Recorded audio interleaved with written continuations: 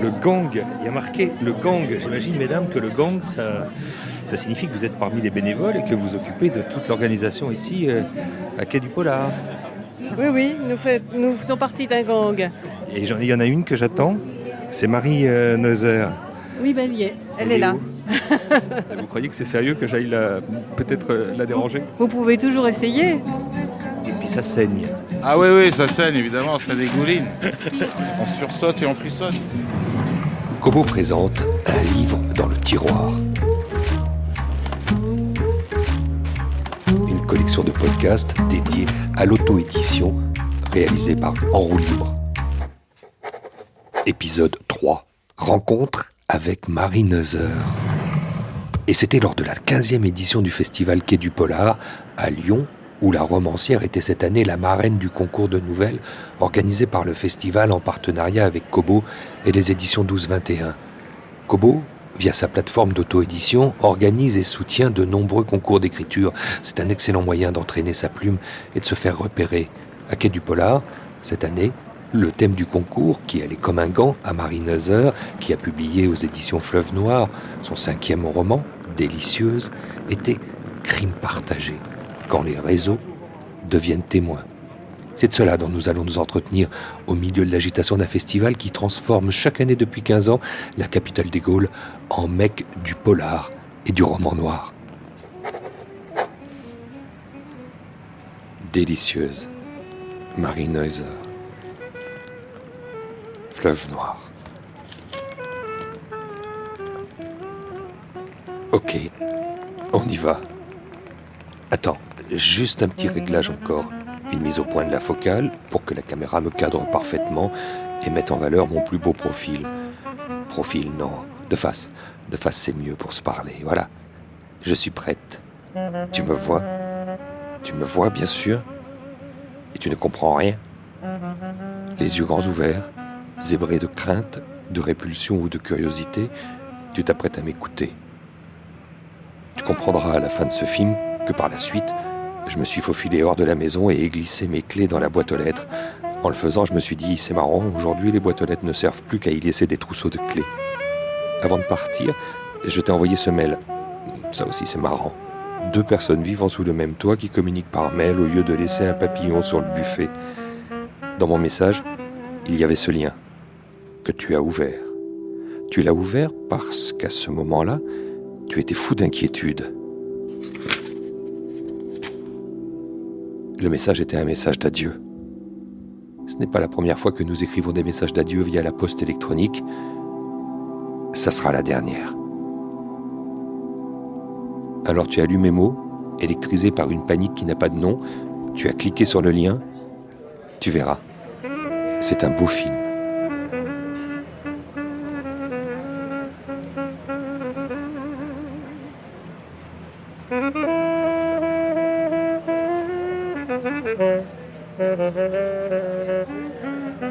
Délicieuse, c'est ce dernier roman, un drame épistolaire contemporain d'une modernité effrayante puisqu'il se passe exclusivement sur Internet.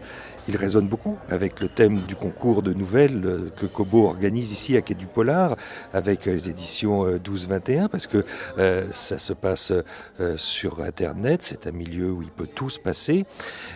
Martha, en 2 mots, va refuser en bloc le drame qui lui arrive, c'est-à-dire l'annonce de la séparation après 20 ans de vie commune. Martha, c'est une femme qui a eu la chance d'avoir un homme absolument merveilleux. Pendant 20 ans, c'est un vieux couple. C'était important que je fasse de ce couple un vieux couple, pas des petits jeunes qui viennent de se rencontrer, mais des gens qui ont déjà tout construit ensemble. Et Martha, c'est une femme qui est complètement aveuglée par l'amour qu'elle éprouve pour son mari et par ce que son couple représente. Elle est persuadée que son couple va bien depuis 20 ans. Elle savait que tout allait pas si bien que ça quand même. Elle s'en rend compte au moment où il lui dit je me casse quand même parce que elle pensait vraiment que la manière dont le couple s'était réinventé dans toutes ces années qui passent. C'est normal, quand on a 18 ans, on passe son temps à se monter dessus. Et puis quand on en a 40, qu'on travaille, qu'on est parent, qu'il y a un enfant au milieu du quotidien, et la libido s'émousse, mais pas l'amour. C'est-à-dire que Martha, elle fait la différence. Alors, est-ce que c'est un thème féminin ou c'est ça? Je ne sais pas. Elle fait la différence entre la libido et l'amour profond, l'amour qu'elle verrait peut-être même, alors peut-être que le docteur Freud le dirait mieux que moi, mais elle a presque pour son mari un espèce d'amour inconditionnel qu'on a pour son fils, pour son enfant. C'est-à-dire que c'est un amour évident, on ne se pose même pas la question. C'est-à-dire que toi et moi, c'est vivre ensemble et un seul être vous manque et tout est dépeuplé. Voilà, on n'a pas le choix que d'être comme deux vieux chats qui auraient vécu ensemble qui auraient toujours vécu ensemble. Et s'il y en a un qui part et qui ne revient plus, l'autre se laisse mourir de désespoir. Il n'en demeure pas moins que quand elle décrit son amour, quand elle analyse son amour, c'est vraiment quelque chose d'une force et d'une complétude absolue. Peut-être que Martha est la femme qui s'est le mieux aimée au monde, qui sait? On n'a peut-être encore pas évoqué et oublié de dire, alors que c'est central dans ce qui va ici vous amener dans ce rôle de marraine de ce concours de nouvelles à étudier avec la lauréate aussi, à en parler. C'est ce thème-là d'Internet. Aujourd'hui, on le sait, il est partout, il envahit tous les champs, il envahit donc l'intimité en premier lieu. C'est l'un des personnages clés de l'intrigue. C'est le personnage clé parce que c'est déjà l'entité qui a permis à Raph de rencontrer donc la femme qui va provoquer le désastre. Et il va également servir à Martha pour tisser sa toile. Tisser sa toile à la fois de récupération de l'homme et à la fois de vengeance envers l'autre femme.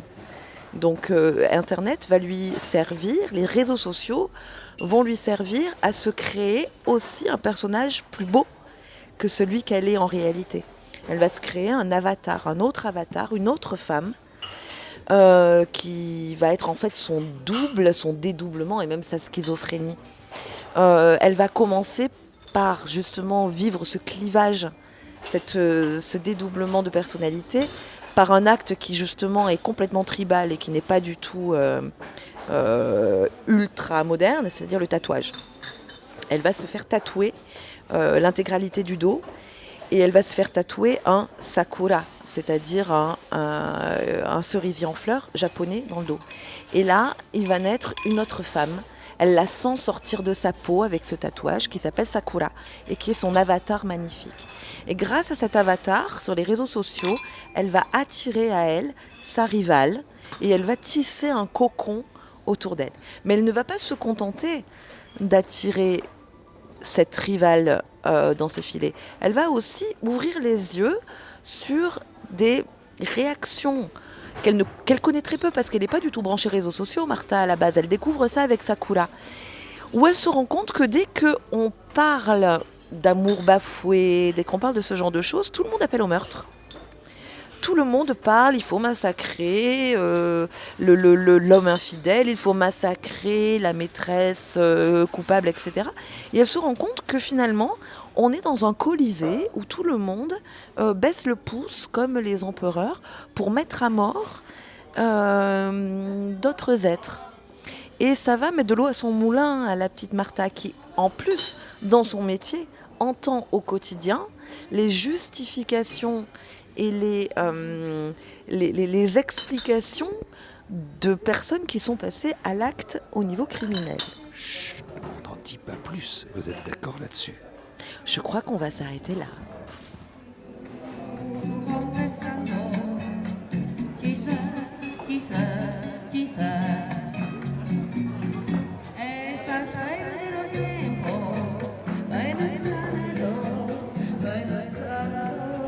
Vous êtes prof, Marine Neuser, et c'est quelque chose que vous revendiquez Oui. haut et fort. C'est-à-dire qu'il y a même dans la petite biographie que les gens ont ici au Festival Quai du Polar, cette position-là. Je réussis ça. Ah oui, non, mais c'est très important pour moi parce que quand même la bagarre que j'ai menée toute ma jeunesse d'étudiante pour devenir prof, pour passer une agrègue, etc., ça a été quelque chose qui a mangé 10 ans de ma vie. C'est très important, c'est une filiation aussi parce que mes deux parents étaient profs. C'est pour moi, c'était un idéal de vie que j'ai essayé d'atteindre vraiment toute griffe dehors. Et je suis très, très, très, très, très fière de faire ce métier. C'est un métier que j'adore. Alors de l'enseignant, il y a qu'un pas vers la chambre d'enfant. Moi, ce qui m'intéresserait, c'est de savoir quelle était la bibliothèque de la petite fille que vous étiez. Alors j'avais, je crois comme toutes les petites filles de mon époque, j'avais les bibliothèques roses et les bibliothèques vertes, là, donc le Club des 5, Alice. J'ai commencé à lire avec ce genre de choses. Et puis très très vite, j'ai lu des choses assez adultes. À l'époque, moi j'ai bientôt 50 ans, à l'époque, on n'avait pas toute cette littérature pour les jeunes adultes ou pour les adolescents. On avait évidemment des romans classiques d'adolescence comme Jules Verne, comme L'île au trésor, comme ce genre de choses. Mais on passait très très vite à une littérature très adulte.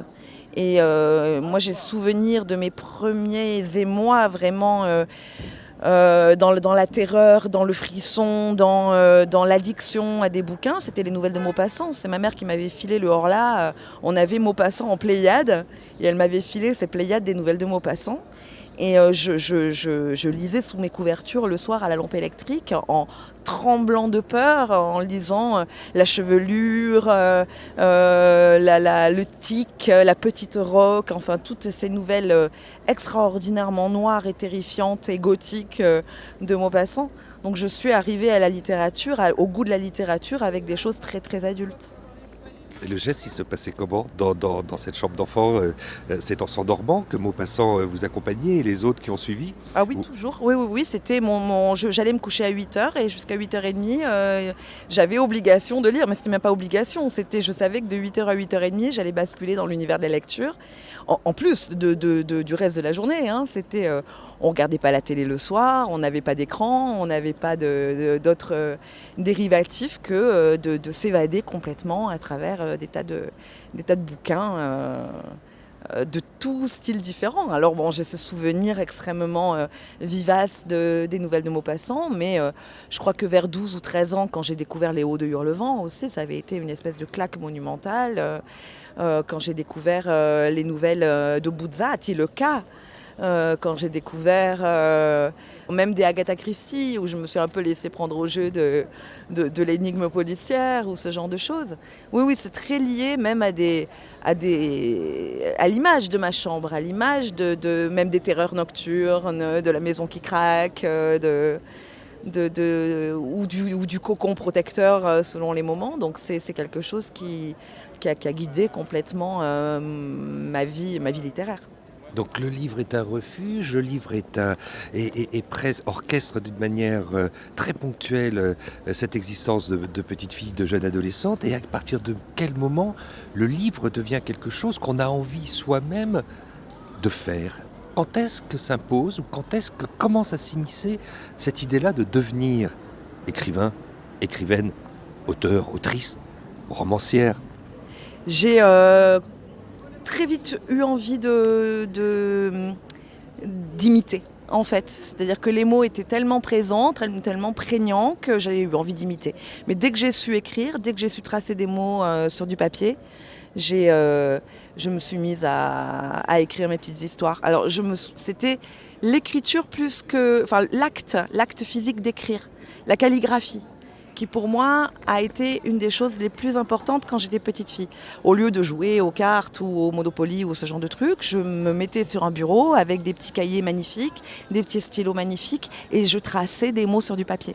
Et c'était quelque chose, c'était presque physiquement, c'était du plaisir. C'était vraiment quelque chose d'extraordinaire pour moi. Alors qu'est-ce que j'écrivais? Je ne me souviens plus, parce que je devais avoir 7 ans, 8 ans, 9 ans. Donc peut-être que j'écrivais des poèmes pour mon chat, je ne sais pas. Peut-être que j'écrivais des listes. J'écris beaucoup de listes. Moi, je suis quelqu'un qui remplit ma maison de petites listes de choses à faire. Voilà, mon mari se fout de moi, parce que même mes listes de courses, elles sont littéraires. Et donc je devais, je pense, écrire des petites listes. Je recopiais des passages de livres qui me plaisaient. Même collégienne, je me rappelle, j'allais au CDI et les livres qui me plaisaient, je recopiais des passages entiers. Donc le geste de la main sur le papier était pour moi un amusement, un plaisir et un sacerdoce absolument incroyable. Et jusqu'à mon dernier roman, jusqu'à Délicieuse, j'ai toujours écrit mes bouquins à la main, sur plusieurs manuscrits, recopier des pages entières. Je travaillais sur des classeurs, donc des pages entières, et puis après corriger, raturer, corriger, reprendre chaque page et être satisfaite de la page uniquement quand elle n'avait plus la moindre rature. Donc recommencer, parce que c'était hyper important pour moi de passer par cet acte de la main sur le papier. Après, pour Délicieuse, je suis passée à l'ordinateur. Et du coup, je me suis rendu compte que ça changeait aussi la musicalité de mon écriture. Ça l'enrichissait. Je me suis rendu compte que je tapais sur mon ordinateur comme sur un piano. Et que je me laissais guider par une musicalité qui était dans la tête, mais qui était aussi dans la main de la pianiste. Voilà. Donc c'est vrai que le support pour moi est très important. Il amène des choses différentes. Et je sais qu'un jour je recommencerai à écrire aussi à la main, selon ce que j'ai envie de proposer. Marie Neuser, votre premier livre, à quel moment vous vous êtes décidé, vous avez considéré qu'il était nécessaire de le publier ? Comment ça se passe ? Alors, avant que mon premier livre « Je tue les enfants français » soit publié, j'en avais déjà écrit plein. Que j'avais envoyé, qui n'avaient pas eu de réponse, ou qui avaient eu des réponses super positives, et puis finalement ça ne s'était pas fait. Donc des bouquins plein les tiroirs. Puis j'écris « Je tue les enfants français dans les jardins » en me disant c'est une espèce de petite... c'est un amusement provocateur que j'écris, voilà. Et puis c'est tombé dans les mains d'un éditeur marseillais, spécialiste de polar.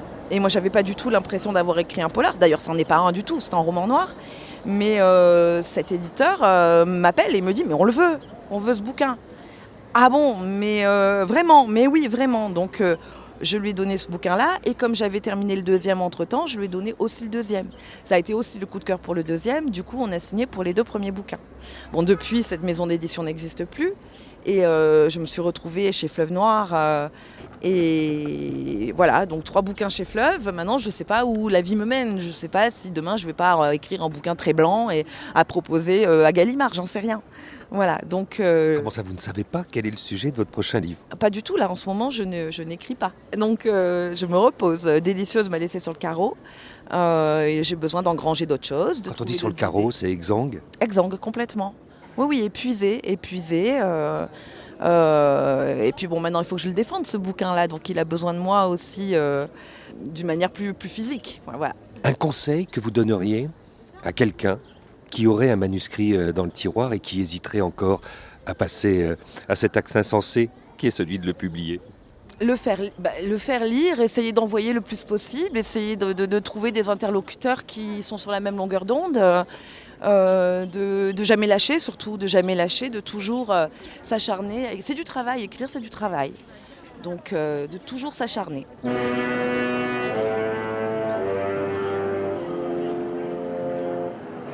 Et puis on va démarrer par la remise du prix de la nouvelle 12-21 Kobo, qui est un prix qui nous tient à cœur, parce que l'idée de Quai du Polar, c'est aussi d'encourager les nouveaux écrivains.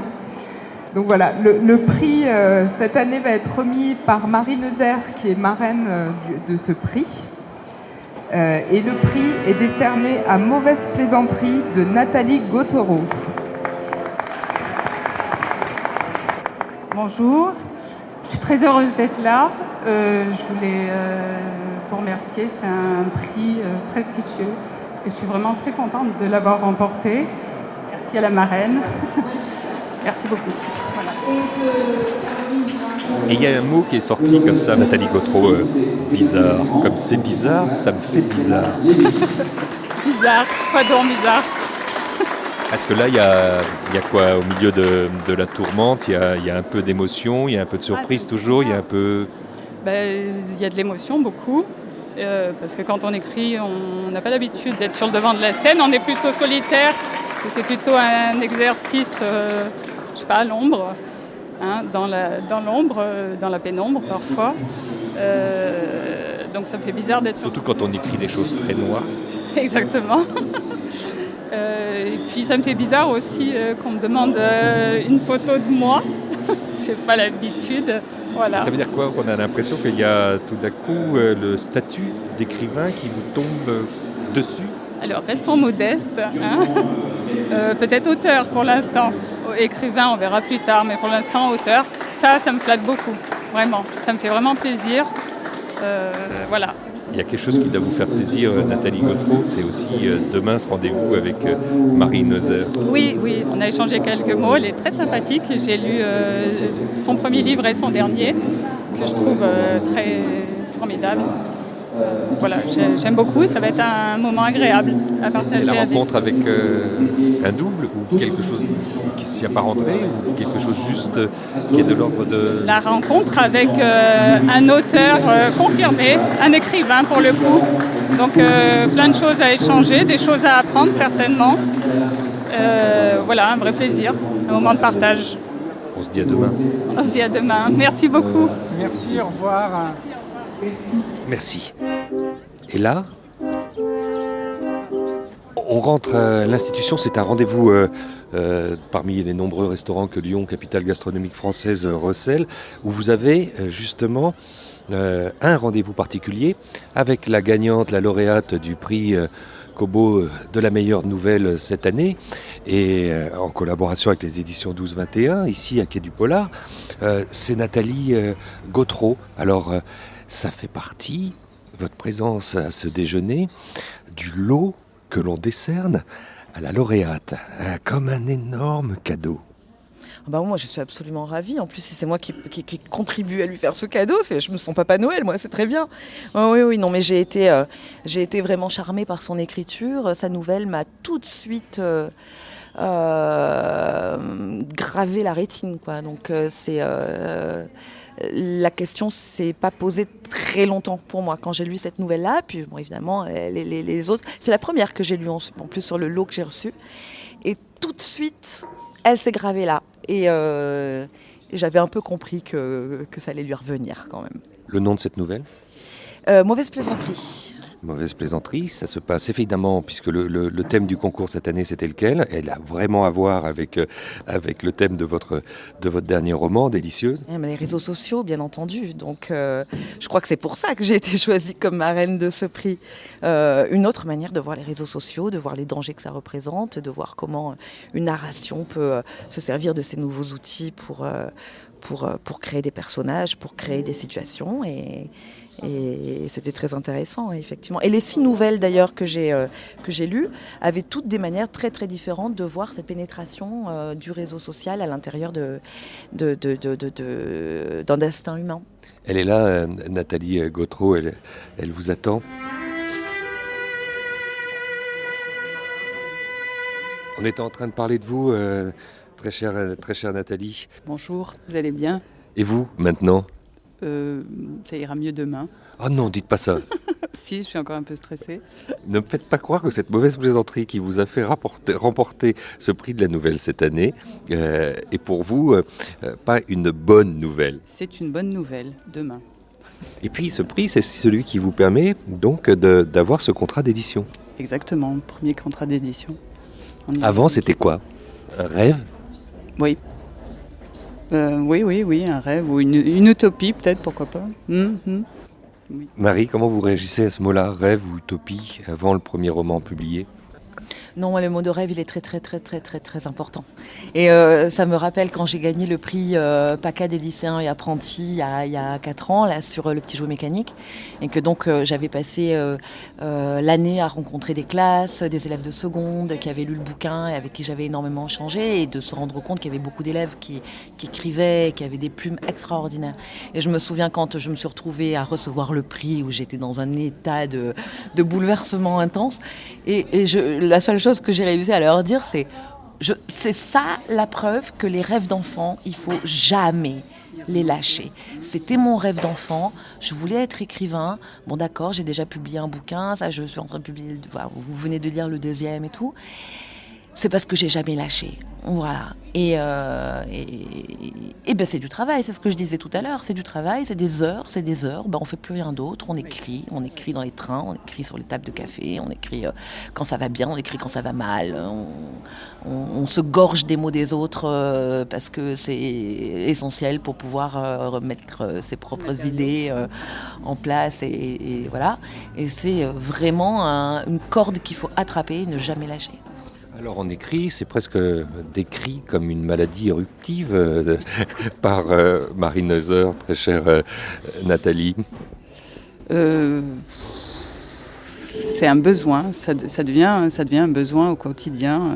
Quand on commence à écrire, ensuite, c'est comme la course à pied, on ne peut plus s'en passer, c'est addictif. Donc on y pense tout le temps, on a un carnet, on écoute les gens, on se dit purée, j'ai une idée, il faut absolument la noter ou pas l'oublier, parce que quand on prend sa douche et qu'on a une idée, puis on sort de la douche, on a oublié, on s'en veut pendant 2 jours. Voilà, donc c'est quelque chose après qui est présent dans le quotidien. Voilà. C'est pas une maladie, hein. Des fois, vous dites que c'est une maladie presque. Non, moi je l'ai décrit hier comme un zona, en fait. Je dis c'est à l'intérieur du corps, et puis ça dort, et puis d'un coup, paf, hop là, ça ressort, parce que ça y est, on a attrapé la petite chose, le petit bout de la ficelle, le petit bout de la pelote là, que la vie nous donne, et on dévide, et puis après, hop, ça re-rentre à l'intérieur du corps. Et ça ressortira peut-être dans 1 an, dans 2 ans, dans 3 jours, qui sait. Et voilà, c'est peut-être pas très glamour, mais c'est comme ça, ouais. mais c'est vrai, Ça fait mal à Zona. Ça brûle. Mais l'écriture, c'est pareil. Ça Ouais, démange, ouais. Et l'écriture, ça démange, exactement. L'écriture, ça peut... quand on écrit quelque chose de noir, ça peut nous faire déprimer un peu. Quand on est dans un personnage, si on s'imprègne de ses émotions, de ses sentiments, on n'en sort pas forcément indemne. Il faut quelques jours pour s'en remettre. Donc voilà. Maintenant, moi je me fais comme une petite souris, je vous laisse, je disparais finalement, je vous laisse toutes deux parler de cette aventure-là qui est celle de l'écriture. Voilà, devenir écrivain. Pour l'instant, vous dites modestement, Nathalie Gautreau, que vous êtes peut-être auteur et pas romancière, pas écrivain. Quelle est la différence ?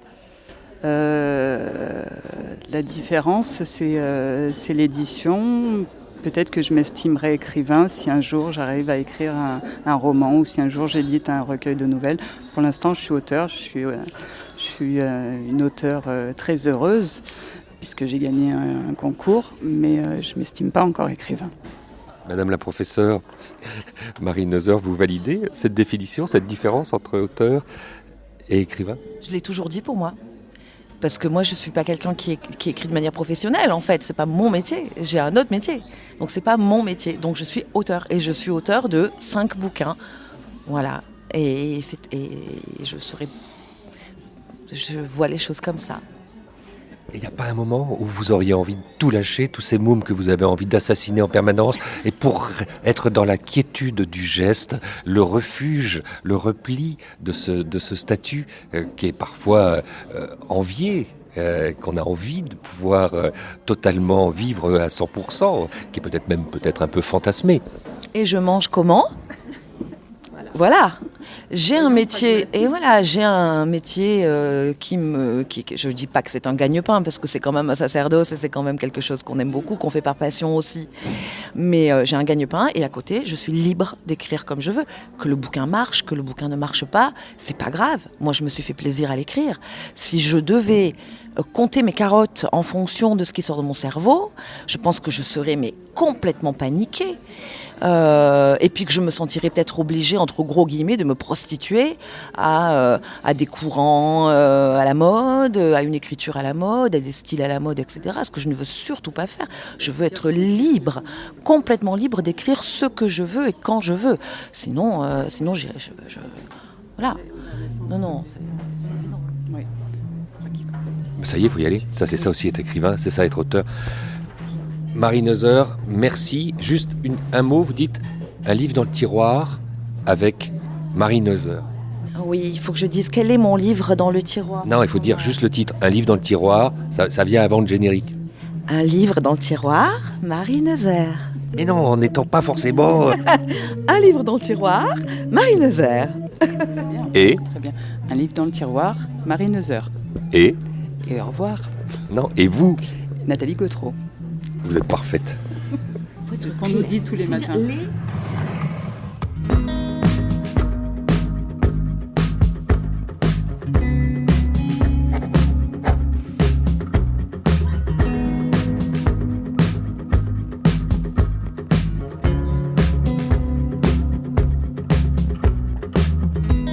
présente Le choix du libraire.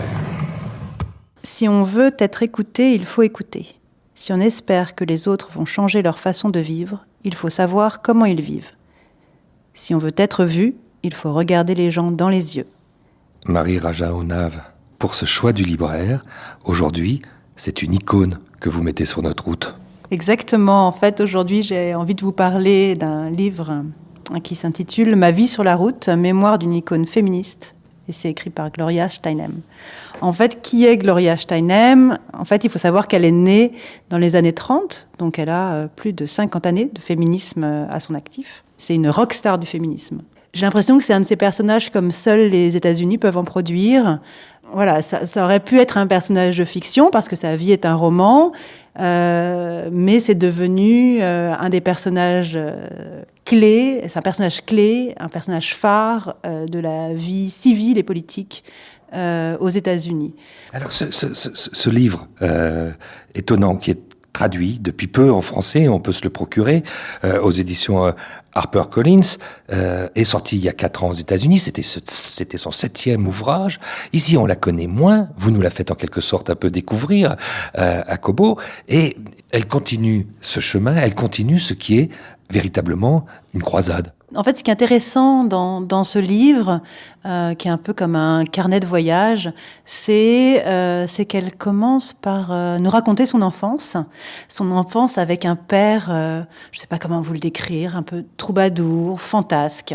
En fait, c'est un père c'est un homme qui, à la fin de chaque été, emmenait toute sa famille dans une caravane. Ils quittaient leur Michigan, le fin fond du Michigan où ils avaient élu domicile pour l'été, et ils migraient, ils partaient sur la route, comme les oiseaux migrateurs, ils partaient sur la route pour rejoindre la Floride ou la Californie, en achetant et en vendant des biens le long de leur route pour subvenir à leurs besoins. Et puis peut-être prédestiné, puisque vous convoquez la figure paternelle, mais la mère de ce père béni était elle-même une grande figure du féminisme américain dès 1908.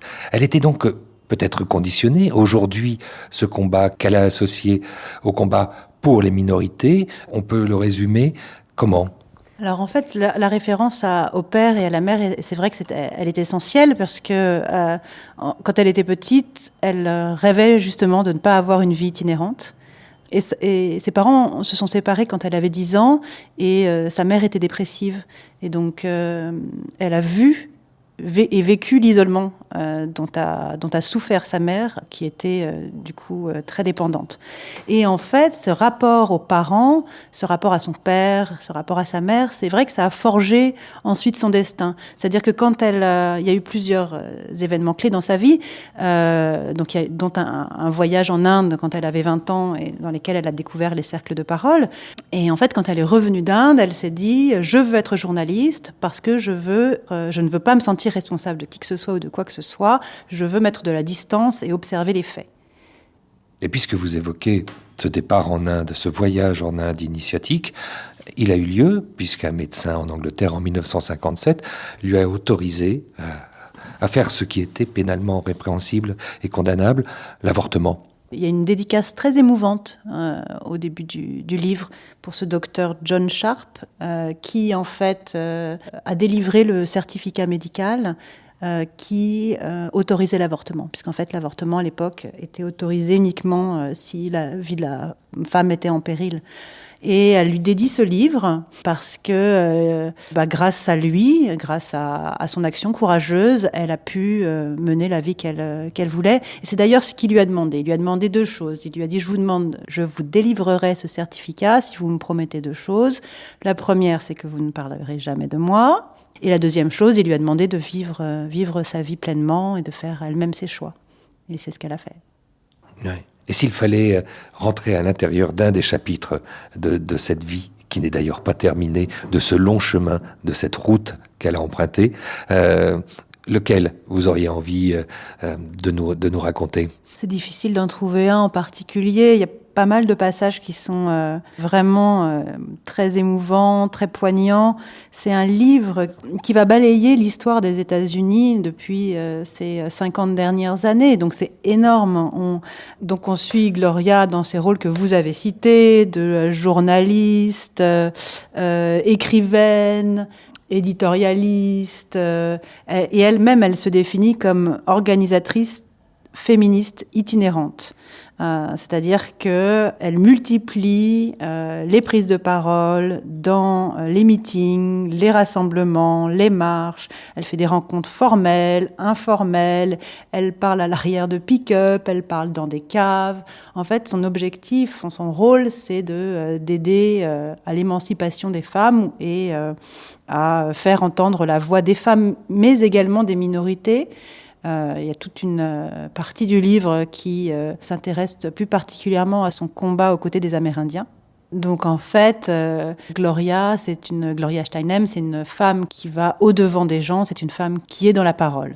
Elle nous raconte ses anecdotes quand elle discute avec des chauffeurs routiers, avec des chauffeurs de taxi, avec des hôtesses de l'air. Elle nous raconte ses rencontres stupéfiantes au bar du coin, ces rencontres très émouvantes qu'elle fait quand elle va assister les ouvriers agricoles dans leur combat. Et le combat de cette femme engagée, vigilante, furieuse, dit-on parfois, et dévouée, évidemment, c'est chez HarperCollins, et ça vient de sortir. Ma vie sur la route, de Gloria Steinem. Merci. Merci.